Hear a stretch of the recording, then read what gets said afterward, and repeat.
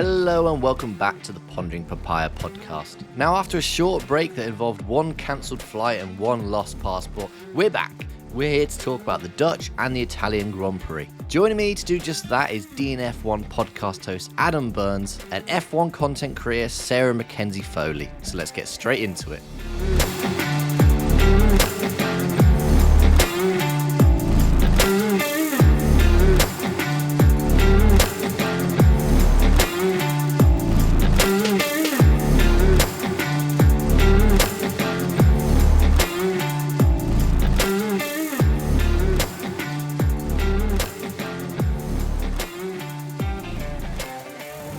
Joining me now then is Sarah and Adam. And first of all, I should explain to everyone listening and you too that this podcast will be operating under Papaya Rules today. Whatever that means. How are you doing, Sarah?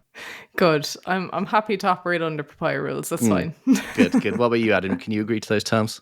Oh, absolutely. Being the foreigner, I suppose, amongst the McLaren tifosi. Sorry, I'm getting lack of a right word for this one. Papaya Rules, yes, let's go for that. I do not plan on hitting anyone on this show, nor would I even dream of it. So yes, let's do that. Yeah, no diving into turn one, I'm afraid. And you're right, I can't think of there's no other fan base that has like an adjective describing them, is there? Or noun, sorry, that's terrible. Well, there's the Orange Army, isn't there? But yeah. That applies to the Max fans, even though Lando does try to claim them. Yeah. They wear the right colours, so might as well. They do. That's a perfect segue. Thank you, Adam. We're going to touch a little bit on the Dutch Grand Prix, obviously.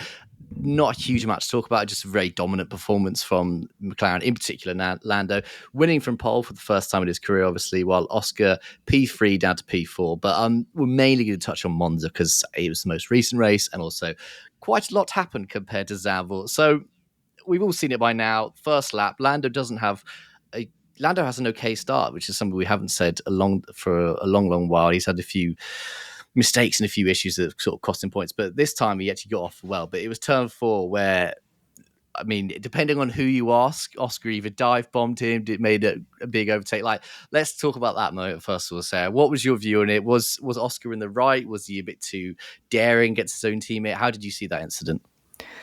My take on it is that it was a great ambitious overtake, and I think that if it wasn't his teammate that fell victim to him, I don't think we'd even be having this conversation. That's basically my take on it, is like, if that was anybody else that he passed, we would just be congratulating him on an aggressive, opportunistic moment and saying fair play. But because there's all this politics behind it, it's kind of been maybe blown out of proportion a little bit, I think. Yeah, I think that's a great point. I think for me, this was sort of probably the first time we've seen Oscar sort of put his foot down. I mean, I'm going to compare it to Charles Leclerc and Carlos Sainz in the first race of the season, because obviously we were coming into that race with Sainz knowing he's out the door, everyone thinking, oh, he's going to be a nice teammate to Leclerc, and he pretty much like shoved him off the road twice, said, get out of the way, I'm not going without a fight. But Oscar, we haven't seen him too many times I can think of. I'm thinking of the time in Austria in the sprint race where Lando lost a little bit of time fighting Max and Oscar moved in then. But other than that, we haven't seen the two McLaren drivers get all that close to each other. So this was a real time that Oscar said, no, there's a gap there, I'm going for it. What about you, Adam? Do you sort of see it as similar terms, that it was an aggressive but an entirely fair move? Yeah, I absolutely agree with Sarah's assessment on it. It's literally, I think, as far aggressive as you can go. Lando made some interesting comments saying that perhaps if he didn't brake a little bit earlier, it could have ended up in an accident. But then I think that's just obvious. Like, if you see a move like that, obviously you want to take avoiding action, but I don't see anything wrong with that at all. I think given the context that they're teammates, they're fighting together for a Constructors' Championship, and there is a Drivers' Championship potentially on the line, given the way the form book is going with Red Bull and Max Verstappen. So, yeah, as Sarah mentioned, I think if it wasn't for all those other factors that are coming into this equation, we'd all be saying, wow, that was incredible from Oscar Piastri. What a great move. But, we've seen how these teammate sagas go, and they very rarely go the way that you want them to. And to be fair to Oscar, it's probably his best move of his F1 career so far. I'll read you what both drivers said, because obviously they had quite different opinions. So Lando said, I feel he got way too close for comfort. We could both have easily been out in that first corner if I broke 1 meter later. If I could rewind, I would do stuff slightly differently, but it is what it is.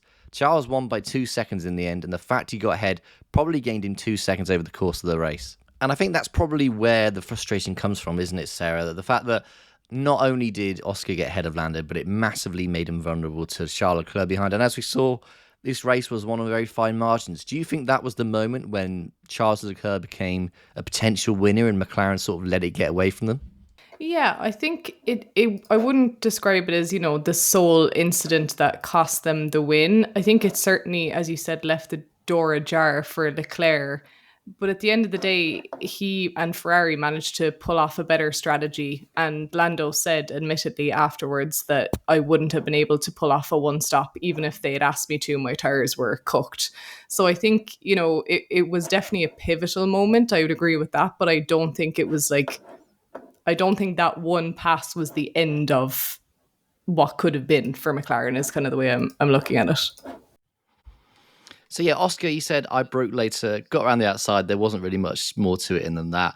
We both got through it unscathed. I knew once I hit the brakes, I kind of got ahead a bit and knew I was entitled to stay on the outside. For 38 laps, it put me in a race-winning position, so it's just a good first lap. And yeah, Oscar's referencing that thing that we've seen a lot this season where the FIA have told drivers, basically, if you're ahead at the corner, and obviously if you haven't dive-bombed in, it's your corner, it's your right to go through. And like, the FIA took no interest in that. They had a busy enough race with people like Kevin Magnussen, Daniel Ricciardo, but absolutely no interest in this situation because it was a perfectly clean and fair move. I mean, the moment that sort of why that's become such a contentious moment is obviously when we look at the Drivers' Championship, it's obviously Lando a lot closer to Max. So they both gained points on Max this weekend. So Lando's gap to Max is now 62, while Oscar's gap, which I think this is quite interesting, Oscar's gap to Lando is only 44. So I think in our brains, I don't know if it's just me, but we're all seeing Lando as like right close to Max, and yet if you look the other way, he's got plenty of drivers creeping up behind him. But McLaren coming in for a lot of stick. I mean,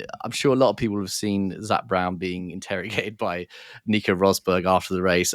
He sort of explained it. He said it was an aggressive move, but I've not spoken with him being Oscar yet. We'll talk about that. I thought their start was great, and that was kind of what we discussed. Get behind the other and fan out to make sure no one else could get by. But I think Lando was probably caught a bit by surprise with that move, thinking let's just tuck into a 1-2 and see if we can pull a bit of a gap. And Adam, should McLaren have told the drivers to do that? I mean, they came up with this term, Papaya Rules, which is the first time we've heard it this season. I think the first time we've ever heard it from McLaren, which, I mean, it was a bit vague, wasn't it? No one entirely knew what it meant. I think it judging by the gist of what the people said afterwards, it was sort of, you can race, but just don't do anything silly. Like, do you think McLaren should have stepped in? I mean, this is something that a lot of people have been arguing for. Should McLaren have stepped in and said, Oscar, look, we appreciate you want to be number one driver as well, but Lando's closer to Max. Red Bull are essentially in the mud at the moment. Like, should they have stepped in and said, let Lando go, let Lando try and get the maximum points?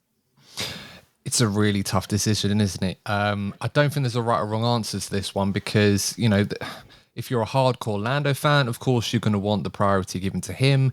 If you feel that McLaren are still good enough and fast enough to still sweep up at least the Constructors' Championship, if not the Drivers' Championship, and maintaining this team dynamic between the two, then sure, you don't need to interfere at this point. McLaren are kind of in a bit of a quandary where, you've got two of the very best young drivers in the sport right now. They have the fastest car at majority of circuits at this point in time. It's very much a plug and play car and it's absolutely phenomenal, whereas the others struggle for different reasons at different types of circuits, including the Red Bull now, which is quite remarkable when you think about it. So it's really hard to mess with that, because if they mess with that dynamic and say to Oscar, you've got to let Lando have priority because he's fighting for the Drivers' Championship, you potentially dent Oscar's confidence, and you could also create a dynamic where Oscar's not going to be happy about that and not be happy to play second fiddle to Lando. On the other side, you've got a situation where, the Constructors' Championship, I'm still confident at this point that McLaren are the favourites to win it. Even the way that they're going, they're still catching Red Bull at a remarkable pace, and I think they're like 8 points behind or something like that. So, they'll be able to do that soon. The Drivers' Championship, we could end up with a situation at the end of the season where Max Verstappen still wins this championship, and I still think he is the favourite at this point, but it will come down to opportunities that could have been taken if they'd operated differently and said, no, we're going to give Lando priority. Oscar, you've just got to defend him and back him up. So I don't really know what Zach Brown can really do. He's damned if he does, he's damned if he doesn't at this point in time. I think he just has to hope that whatever he decides to do, it's going to work out for McLaren, and at that point, no one's going to care because you've got the right result. Yeah, I'd agree with you on that. And I think probably the reason we're seeing this is I think if you look at where McLaren were going, sort of their targets, I think you ask anyone there, they would have said 2025 was sort of the year they're going for the championship. And I think this has surprised absolutely everyone that they are competing where they are. Red Bull have fallen off so much that now it's a question of both championships being up for contention. When at the start of the year, I think a lot of us, I mean, I said P2 and that was optimistic at the time, but now we're in a situation where Stella has for once admitted that both championships are on the line. And I think my personal view on this is, and I wrote a bit about this at Planet F1, that I don't think McLaren want to spoil the relationship they have with Oscar, because perhaps, I mean, this could be reading a little bit too much into what they said, but I get the sense that they sort of see Oscar as the far future of McLaren. Yes, they're both really young drivers, and yes, they're both really talented. Lando could easily win a world championship, perhaps even this year. But for me, I feel like there's been a lot of links of Lando to Red Bull. I mean, that might not go away. Say if Max does go to Mercedes, like there's every chance that Red Bull come in with an absolute bag of cash and say, "We'll buy you out your contract. Come be our star driver. Come to a team that's won a championship, etc., etc." And I think just Oscar's ceiling to me seems a little bit higher than Lando's, and I think McLaren are very cautious about putting number two, number one drivers terms. I mean, Nico Rosberg suggested maybe there's something in Oscar's contract saying he can't be called a number two driver. Also, it's worth remembering that Mark Webber is his manager, who's obviously got his own experience of being a number two driver, probably doesn't want that for Oscar. So whatever reason, there's definitely a hesitancy from McLaren to make Oscar their number one driver. And I think I was actually listening to Andrew Stone when he said this. He said the future is Oscar's. And whether he meant that just sort of general term or whether he was sort of hinting that that's what McLaren see. For me, that's why I think they've been so hesitant to say, right, we're going to do everything for Norris.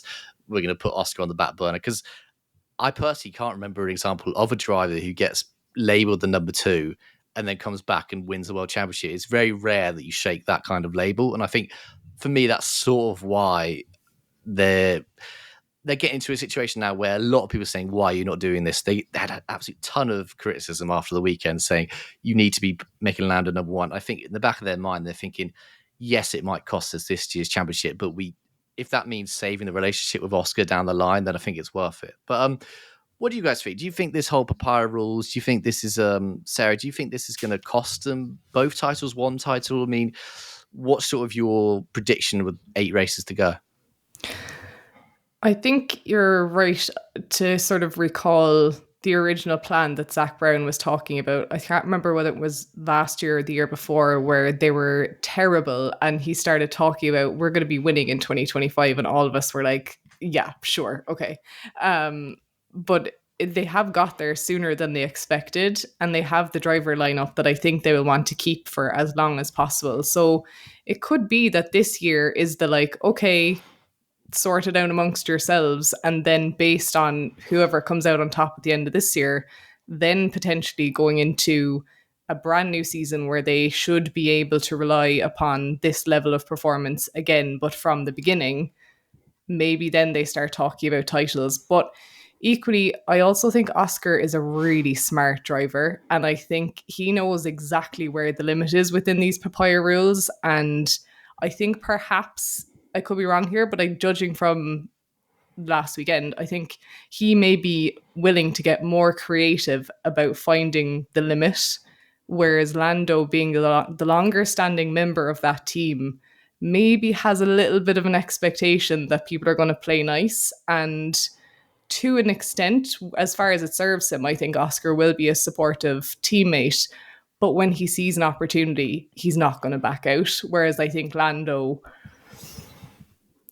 I mean, we saw what happened in Hungary. He was put under, what I feel was unfair pressure to make, quote unquote, the right decision. But at the end of the day, I think Oscar is just willing to get a little bit more creative, cheeky, whatever you want to call it, about how he operates within these rules. And I think Zach Brown is the kind of guy that's willing to bet on that, and that likes that kind of attitude, I think. Do you think maybe there's more pressure on Lando than there is on Oscar at the moment? Because obviously Lando's the one that's been talked about in the driver's title, and even that is a massive uphill challenge. I mean, I can't remember what I said at the time there, but 60-odd points, 62 points to be exact, to Max. So it's still a sizable distance. He could win 2 races and not catch up with him. Do you think that's a factor in the way he's driving at the moment? Because maybe he did leave a little bit of room when he shouldn't have done, but maybe in the back of his mind he's thinking, Red Bull are terrible this weekend. Max is down at 6th or 7th, whatever. This is a perfect time to capitalize on it.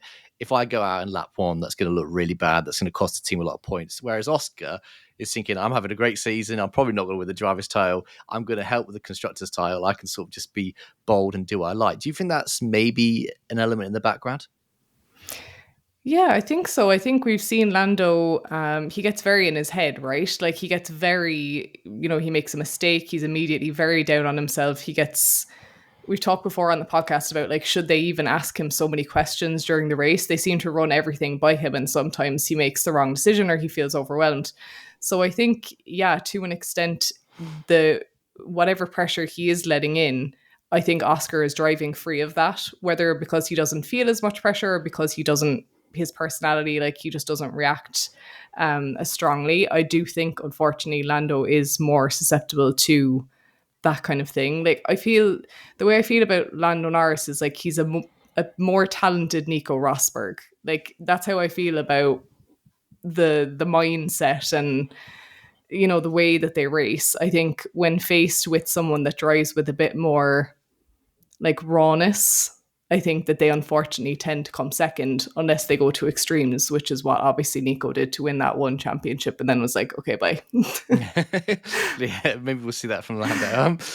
What do you think the relationship, Adam, between the two drivers is at the moment? Because, I mean, McLaren today, speaking Wednesday, posted a picture of the two of them from the MTC. Classic PR move. Like, look, they're smiling. They're happy mates. They're great. They still like each other. Believe us. What do you think this has done to them? Because we've had a few moments now where, I mean, Hungary's a hard one to talk about, isn't it? Because it wasn't either driver's fault. That was very much the team throwing in the deep end, and one of them, this being Lando, having to sacrifice a win for the other one.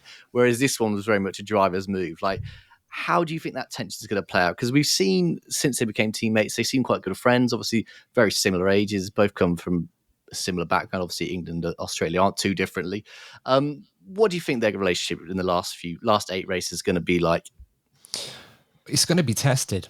I think that's one thing we can all agree on. As Sarah pointed out, I agree. I think Oscar is much calmer under the helmet than Lando is. I think if you listen to the team radio exchanges throughout the season, or even just Hungary onwards, you can tell that Oscar, things haven't always gone his way. In Zandvoort, the strategy didn't quite work out for him when he was a shoo-in for the podium and he didn't even make it there. And of course, in Monza, he probably thought he should have won that race. And again, for different reasons, it didn't work out for him. Probably getting tired of seeing the back of Leclerc's Ferrari for purposes. But that's another discussion for another day.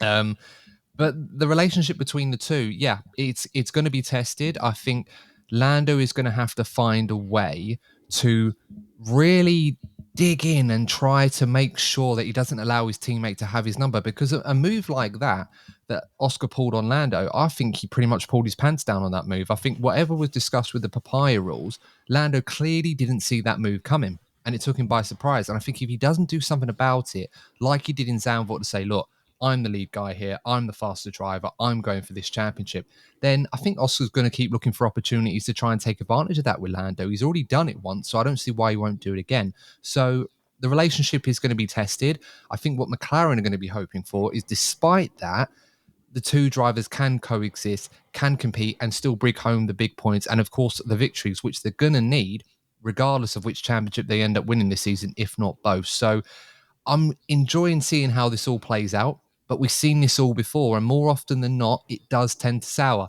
But for the sake of this podcast and the McLaren fans that tune into this, I really hope that it doesn't, but I want to see some great fighting between the two. It was very interesting listening to Oscar in the media panel the Thursday before. He was sort of asked, should you be a good teammate and move out the way for Lando? And he was like, well, the best thing I can do for the team is to continue to try and win races and get the Constructors' Championship. He was very clear, saying Lando might be up for a driver's title, but that doesn't really affect me. I mean, Stella had some interesting words after saying that this is what exactly he says. If we win both championships, it's a massive boost and benefits everyone, even if it's the other driver. Okay, because we don't have to forget that Oscar is in the middle of his second season in Formula One. Like, the future is Oscar. So he's trying to say that if Lando does win the title, it somehow benefits him, which I don't entirely see the logic. I mean, I'm not sure that Bottas was celebrating every one of Hamilton's wins and sort of that situation with Perez as well, with Verstappen.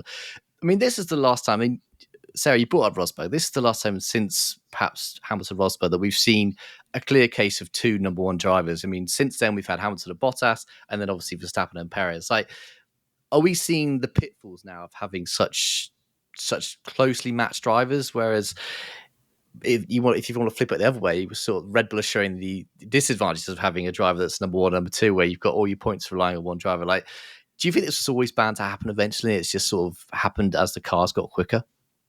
Yeah, I think so. And I think like McLaren showed all their cards really in how much they did to get Oscar to McLaren, right? Like that was a big kind of bet to take. And he ended up having a load of time out of the car as a result. They were still happy to bet on him. I don't think they'd be willing to risk losing him with the level of performance they have in the car at the moment, certainly not before the new regulations come in. And also the way the driver market is looking at the moment, like it's a bit of a mess. I think they really would love, for this to work. But as you've said, as we've all kind of pointed out, this has never gone well. No one has ever in the history of Formula One figured out how to like make this dynamic work, because at the end of the day, they all want to be number one. So it's never like there's too much ego, there's too much at risk and at stake. Usually for anyone to back down unless there's a clear directive or there's a clear gulf in talent, will we say.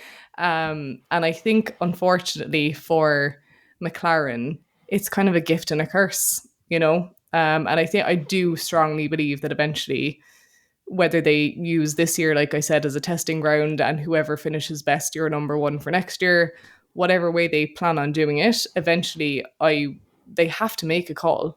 There's no way to, unless Zach Brown has figured out some ingenious thing that nobody else has ever figured out before, as far as how to manage F1 drivers, it's going to happen. It has to happen.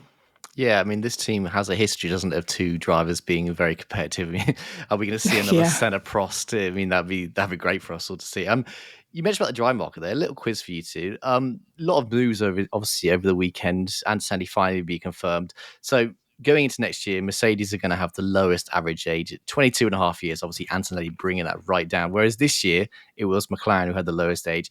So McLaren are third next year, third youngest. Can you guess who the second youngest team is? So Mercedes youngest, then X, and then McLaren. I mean, fastest finger wins.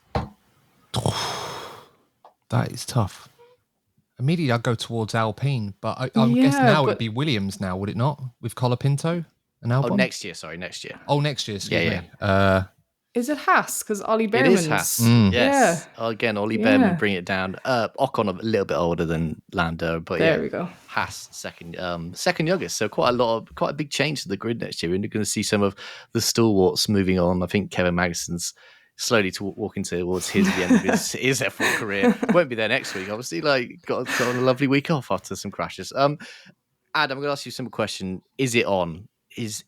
Are both titles on? I mean, again, this is something that I heard Stella say that I was quite surprised that he said. He was very forthright where he said we have to be now in condition to acknowledge that not only the Constructors' Championship is possible, but even from a driver's point of view, with the performance we have at the moment in the car and with some of the struggle that we see with Red Bull, it is definitely possible. I mean, if you've heard Andrea Stella talk at all this season, you know he's a very reserved man. He doesn't want to like jump the gun. He's very well spoken, especially as English is a second language. So for me, that was quite a surprise when he said it's on. Like, would you agree with that, Adam? Do you think that both titles are up there to be contended? Oh, it's absolutely on. I mean, not to put too much pressure on McLaren, but I think they're very much well aware, and I think this plays in Lando Norris's mind as well. Like Sarah, the point you were making earlier, that 2025 perhaps was the forecasted target for when McLaren thought they might be competing for a world championship. But they found themselves, by virtue of their hard work, their genius, and the talent of both their drivers, this is a golden opportunity for McLaren to win both championships. It really is. I mean, look, the drivers, I think your best chances with Lando, even if Oscar somehow pulls out of form, just because of how far he is behind Verstappen. But the constructors, I'm absolutely convinced McLaren are going to win it. You could argue that maybe Ferrari are a bigger threat to McLaren winning this right now than Red Bull, given the form book at this point in time.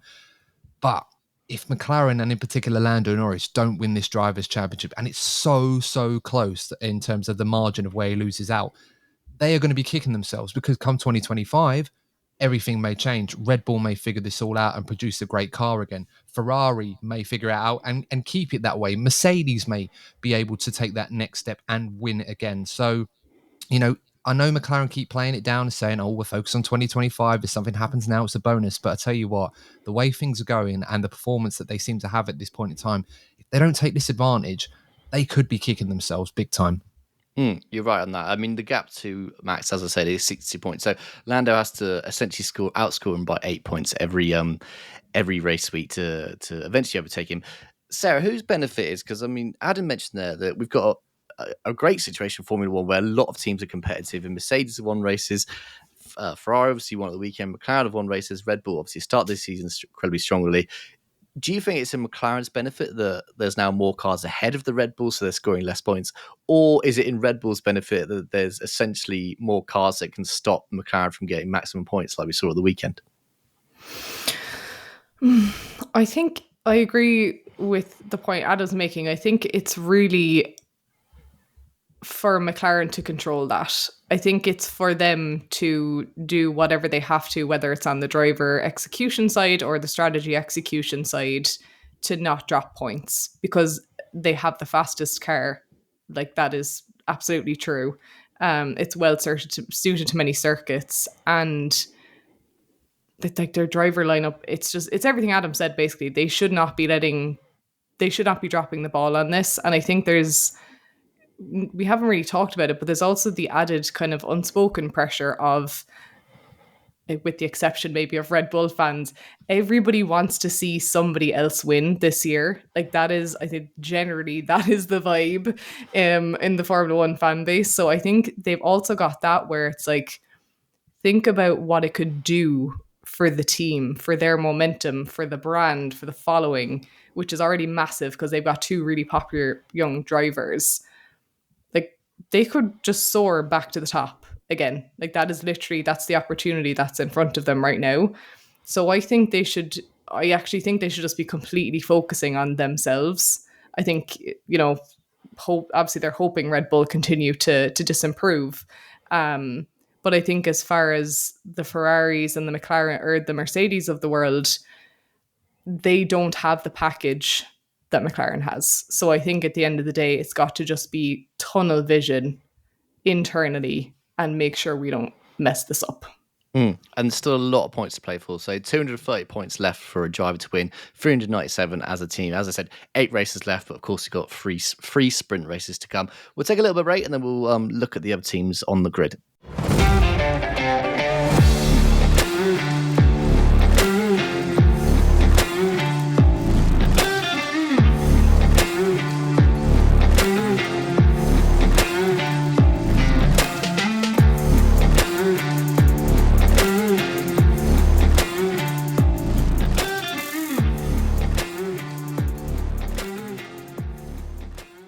So we're back now. Let's talk about Red Bull then, because it's been quite a time at Red Bull. I mean, who would have seen this coming at the start of the year? They were so dominant, so far ahead of everyone. Everyone was thinking, oh, Max and Red Bull are going to walk to another world title. And yet, now in this situation where it seems like absolutely everything that could have gone wrong is going wrong. So just to sort of recap the year. So obviously we had all the Christian Horner stuff to start the year.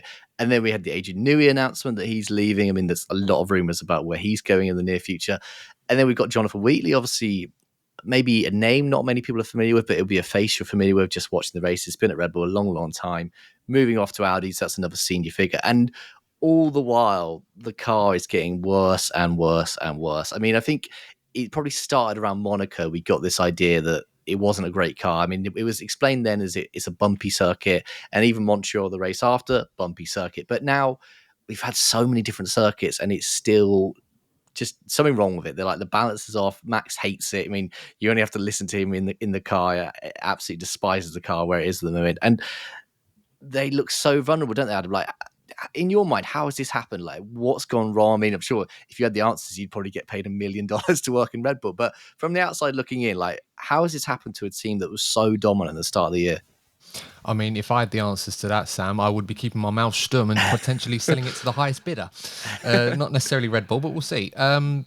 It's remarkable. I don't think we've seen anything quite like it. I mean, we've seen scenarios where in the past, a team may start the season dominant and then their rivals will catch up and then we have a grandstand finale finish, that so many classic seasons have given us in the past. I don't quite think we've seen a season where we all feared that Red Bull were going to dominate and potentially try and go one better and win every single Grand Prix at the start of the season. I certainly predicted that they got a good shot at that.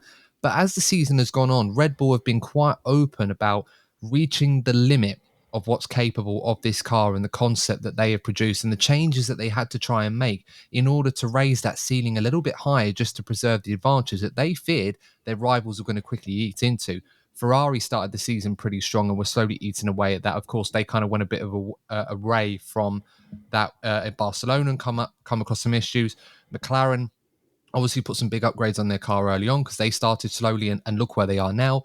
Mercedes, we thought they were going to go the whole season struggling again and trying to find answers to questions that they didn't even know. And yet they're now back in the mix. So, you combine...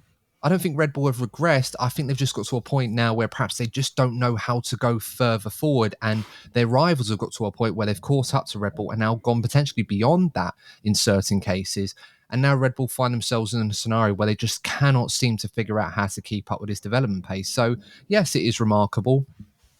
Max Verstappen, a driver that we often associate as being quite confident and not necessarily calm, but he trusts his car and is still able to get the most out of it. But the fact that now he's even struggling and he's finishing in mediocre positions because he just doesn't have the performance anymore, it's a real eye-opener. And I think it's a testament to the regulations to such a degree that now we're all starting to question, do we even need 2026 regulations now? Can we just keep what we're doing right now? So, yeah, Red Bull, I'm not quite sure what to make of what they're going to be doing going forward. I suppose the one person that looks good coming from this is Sergio Perez, because we were all saying he needs to be closer to Max. Well, he is closer to Max now. We just had to bring Max down to him. Maybe Red Bull weren't thinking that when they were asking, please be a little bit closer. So it's been 6 races without a victory for Max, and you have to go back to the 2020 season for that last to have happened. And that was during an absolute dominant year by Mercedes. I mean, Red Bull levels of domination that year. I mean, it's been a huge turn off. I mean, Sarah, this can't just be because Newey's leaving, is it? Like he only started. I think his last day was the Friday of the Miami Grand Prix. Like, unless he's built like a self-destruct button in that car, like this was always going to happen, wasn't it? Maybe he would have seen a way out of it, but this can't just be a case of he stopped working and the car's gone straight down. No, definitely not. I think what we're seeing is, as Adam kind of said there was like a limit to this car. None of us knew it at the time because it looked limitless, like it looked unbeatable for so long. But I think it is the other teams finding ways to catch up. I think if that weren't the case, then there wouldn't be multiples of them finding ways. You know what I mean? You'd have like one team that's like, we figured it out, like this is the thing. But you've got your McLarens, your Ferraris, and your Mercedes. So it is really interesting. It also kind of calls into question, the commentary that's been going on about Max the last couple of years. He obviously started off kind of a bit all over the place fighting with Lewis, and then we thought that he was becoming this really mature driver. And now that people are catching up with him, he's gone back to being like a bit chaotic on the radio. The question for me is, does this show us the net ability, the net capabilities of Max Verstappen? I think it's something that's going to be, based on what happens at the end of this season, it's going to be something interesting to look at, because was it the car? Was it Max? Was it 50-50? It's looking like a lot of it was the car. And I think that's just a really interesting byline in all of this, because I was even one of those people that over the last year or so was like, wow, maybe he is maturing. And then all of a sudden last Sunday, they're coming to the end of the race and he's telling the team, behind the scenes to make sure they stay awake. Like, it's making me question a lot of the sort of more gracious and positive things that we've been saying about him when he's been totally dominant.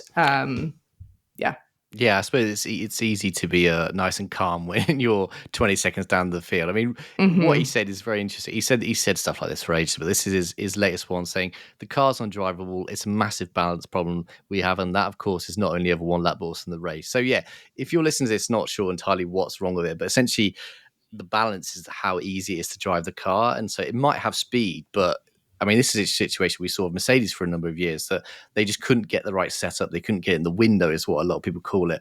So this balance has just gone completely. And like, for whatever reason, Max can't put in a good lap. Sergio definitely can't put in a good lap. He hasn't been able to do that when the car was good. So, I mean, qualifying was really interesting because in Q2 they were quite quick on scrub tires, and then listening to Christian Horner after the race, he was sort of so confused why when they put on a new set of tires, which in every other car will make it quicker, suddenly their car is a lot worse. I mean, Adam, is there a quick fix for this? Is this something they're going to have to live with until the end of the next year? Like, are we going to see some kind of fight back in Red Bull, or is it just going to be worse and worse? They're going to slip further down the grid. Is Sauber going to be ahead of them at one point? Well, I wouldn't go that far.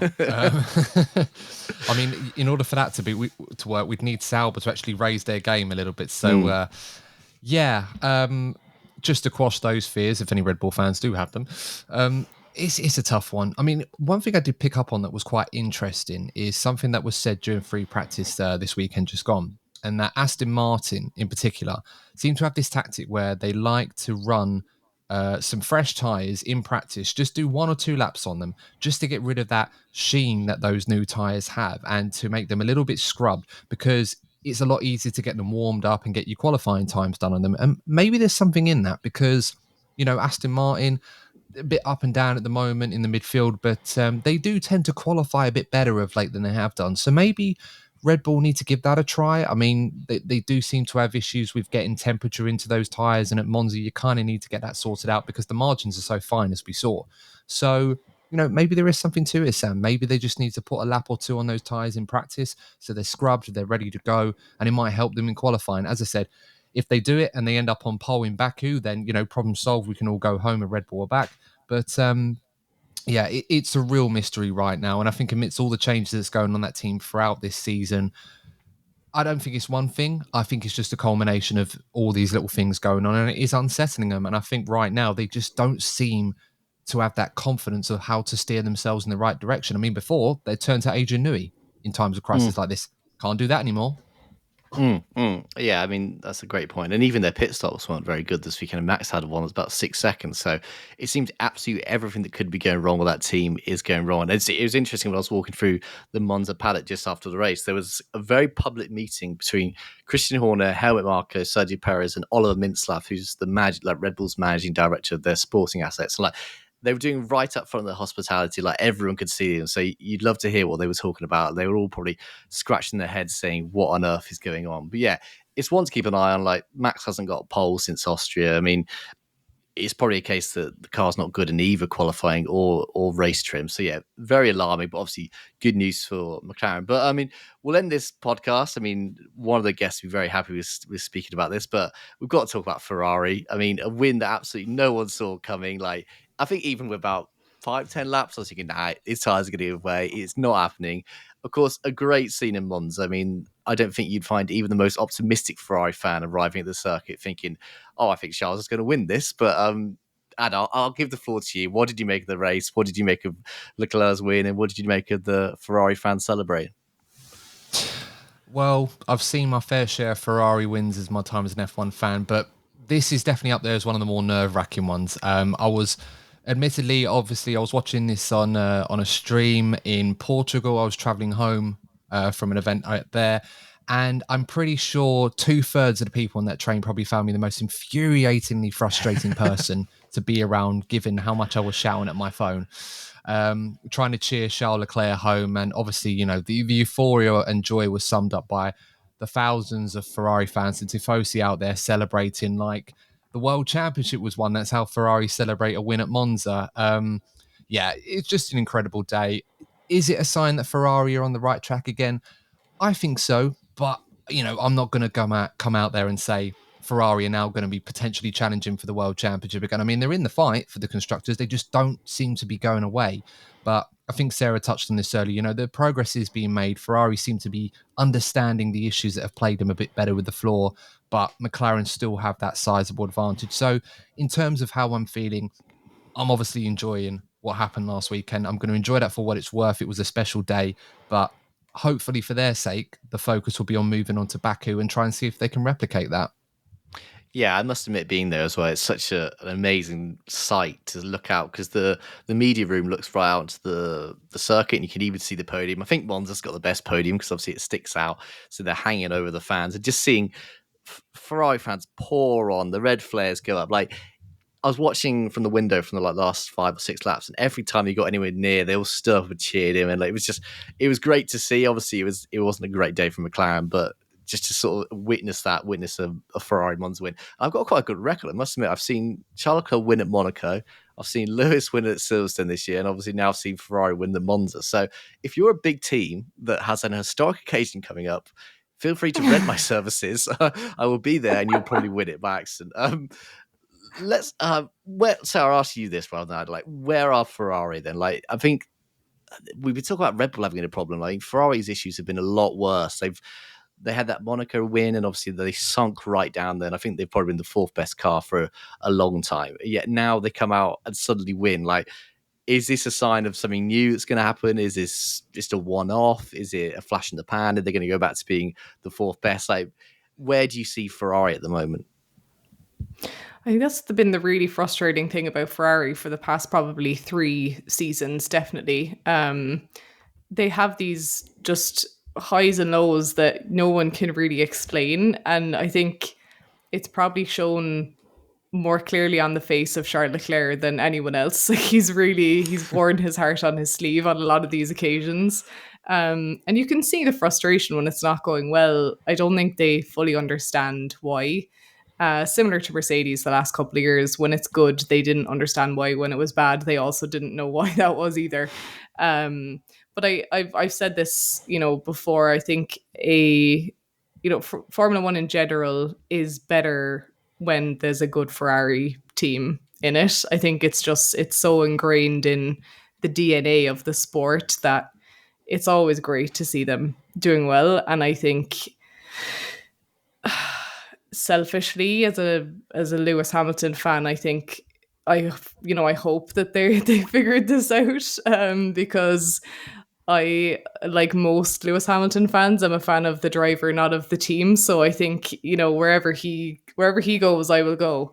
But I think if they figured it out, and you look at that driver lineup next year, and if Red Bull continue to disimprove, imagine if you had a battle royale for the 2025 season between Lewis, Charles, Lando, and Oscar. Like, that would be, I just think that would be absolutely epic. We're going to get some amazing entertainment if that comes true.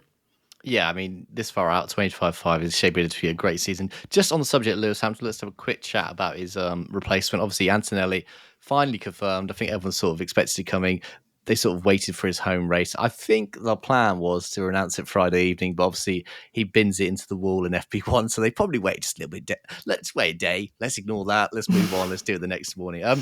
So what do you make of that? Do you think it's a bit bold move? Is he too young? I mean, he's going to be the 3rd youngest driver in F1 history by the time he makes his debut. Like, is it a risk, or was it the smart move considering the other options out there? I still think it's quite risky. And I think the fact that they've signed him on a 1-year contract says a lot. I think that, Toto Wolff can say all he wants, that he's the future of the team, etc., etc. But I think he hasn't proven himself at the F1 level. It was tough on Friday. It was, you don't like to see any young driver coming in, like, binning it in the first, 10 minutes. Like, yeah. It's really disappointing for them. And I think it's probably something that's quite hard to put behind you. I would be shocked if he makes a dent next year. And I think there's got to be a really clear set of expectations set for him as to what success looks like in your first year in order for us to extend you further. Because if you take him into 2026 in a full-time seat with those regulations, really, like, who knows what's going to happen. Mm-hmm. So I do think it's quite risky. And we'll see if Toto keeps making kissy faces at Max. I mean, he even referred to it as flirting this time. So even he's getting in on the joke that he's just obsessed with Max. So we'll see if that ends next year. Hopefully for everyone's sake, it will. Like, Adam, final word to you. What do you make of Antonelli? Do you think he's going to be a success in F1? Do you think he's going to hit the ground running? Is he going to be like Oscar and Lewis of in that sort of that upper echelons of rookie seasons? Yeah, once again, I'm with Sarah on this one. It is a bit of a risky move. Watching Antonelli in F2 this season, I can see why Mercedes, and in particular Toto Wolff, are excited at the prospect.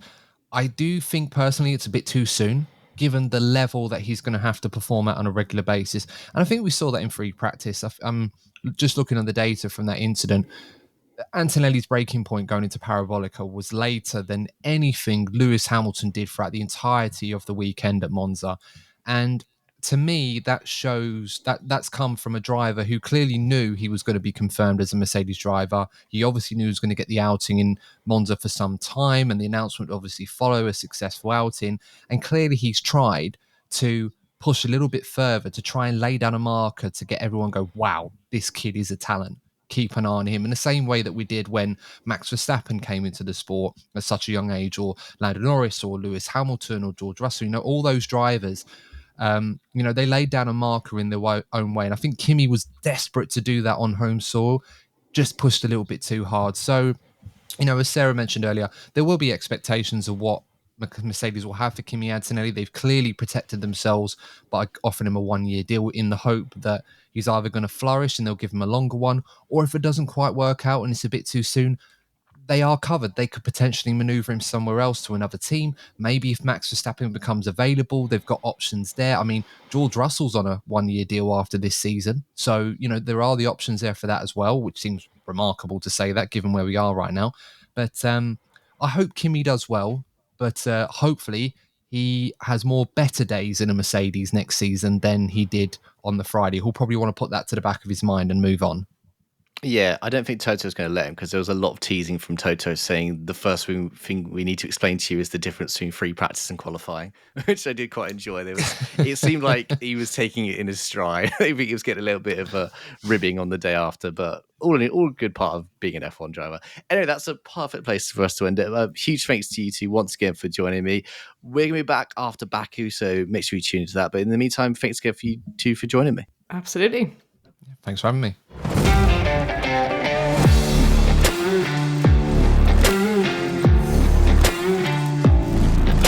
That's all for today's show. My thanks to Adam and Sarah for joining me today, and my thanks to you as well for listening along.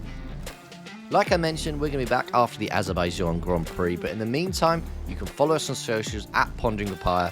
Make sure you also subscribe on your favourite podcast app. Why not tell your friends and help grow the show? We'll see you after Baku.